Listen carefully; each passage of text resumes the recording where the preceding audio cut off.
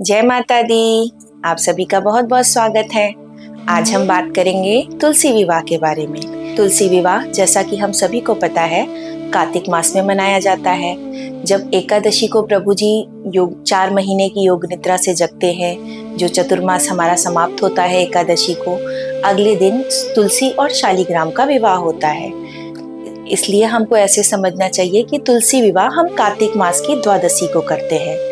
अब तुलसी विवाह के प्रकरण में बहुत सारी चीजें आती हैं। तुलसी का विवाह शालिग्राम से क्यों होता है, क्यों हम उनका पूजन करते हैं, तो हम इसमें बहुत सारी पौराणिक कथाएं हैं। इसमें जलंधर की कथा आती है।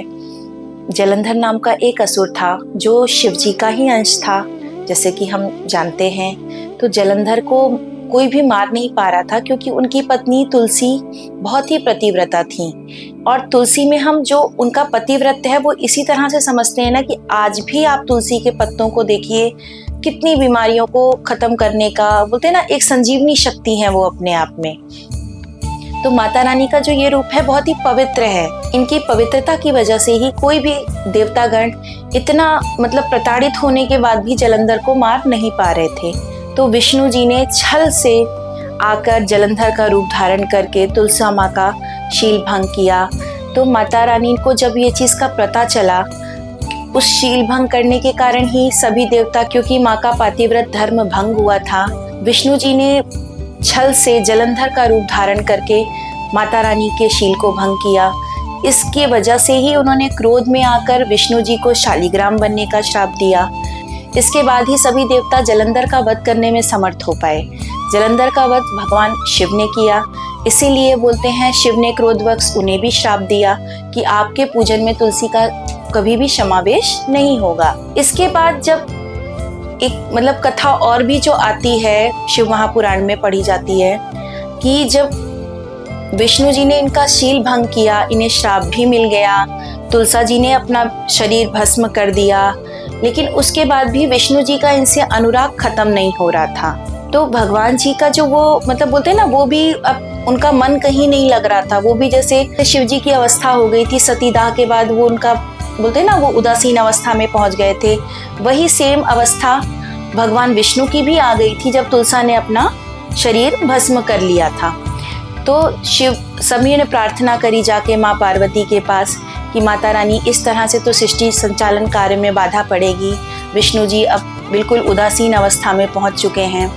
तो पार्वती माँ ने उनको बीज दिया वो, और उन देवताओं से उनको सलाह दी कि जहाँ पे वृंदा की राख पड़ी है, आप ये बीज ले जाकर वहाँ पर डाल दीजिए।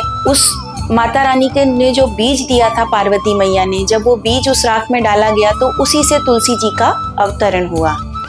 बाद में एक और कथा आती है तुलसी और शंखचूर्ण की। सेम वो भी एक देवता का अंश था।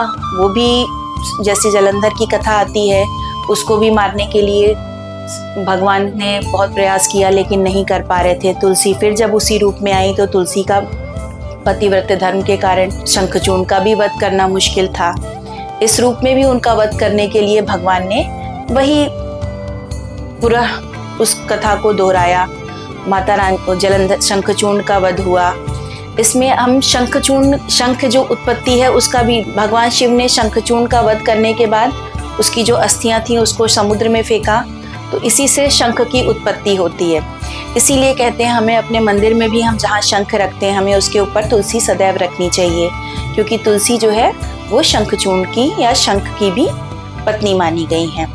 अब तुलसी विवाह जो हम त्योहार के रूप में मनाते हैं, इस दिन हमें बहुत धूमधाम से एक मंडप तैयार करना चाहिए, रंगोली बनानी चाहिए। नीचे हमें गेरू से रंगोली बनानी चाहिए, चौक पुरानी चाहिए, गन्ने का मंडप बनाना चाहिए। माता रानी का जितना श्रृंगार आप 16 श्रृंगार कर सकें, माता रानी का 16 श्रृंगार करें।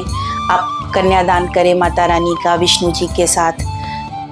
इसमें भी आपको बोलते हैं ना, जिनकी लड़कियां नहीं है वो तो तुलसी विवाह बहुत धूमधाम से, बहुत लोगों को मैंने देखा है, मनाते हैं।